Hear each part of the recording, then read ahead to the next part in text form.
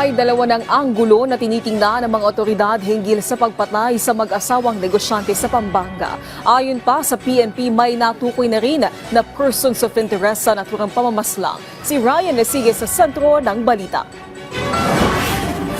Sa kuha ng CCTV footage na ito, makikita ang pagbaba ng dalawang lalaking ito sa kanilang motorsiklo. Matapos iparada ang sinakyang motor, naglakad ang dalawa patungo sa isang itim na pick-up. Sabi ng PNP, ang dalawang lalaki ang mga suspect sa pamamaril sa mag-asawang online seller na lulan ng itim na pick-up sa Mexico, Pampanga, Biyernes ng hapon. Ayon kay PNP Public Information Office Chief Police Brigadier General Jean Fajardo, may kinatagpong business partner ang mag-asawang sina Arvin at Lerma Lulu sa isang mall sa Pampanga. Pauwi na ang mga ito ng tambangan ng mga suspect bago mabilis na tumakas. Sinabi ni General Fajardo, meron na silang persons of interest dahil merong witness na nakakita sa mga suspect. Meron din anyang impormasyon na ibinigay ang magulang ng biktima na posibleng makatulong sa investigasyon ng mga otoridad. Ang PNP, dalawang anggulo ang sinisilip sa nangyaring pamamaslang.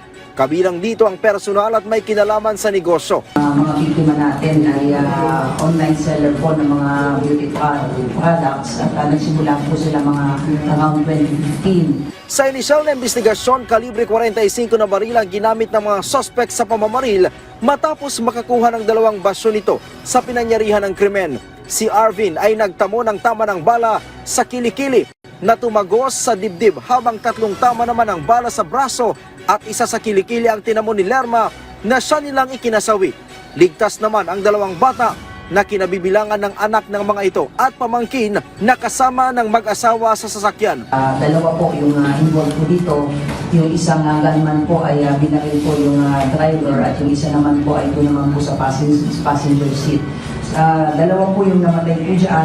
What is clear, sabi po ni Pili kanina ay they have good things po, particularly doon po sa backrider po na meron pong witness na nakapag-identify po sa pagkakakilanlan po itong posibleng gunman po, isa sa gunman. Tiniyak naman ng Police Regional Office 3 na tinututukan nila ang mga ganitong klaseng insidente lalo't malapit na ang halalan.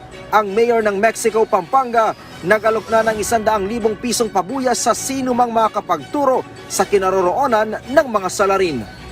Ryan Lisiges para sa Pambansang TV sa Bagong Pilipinas.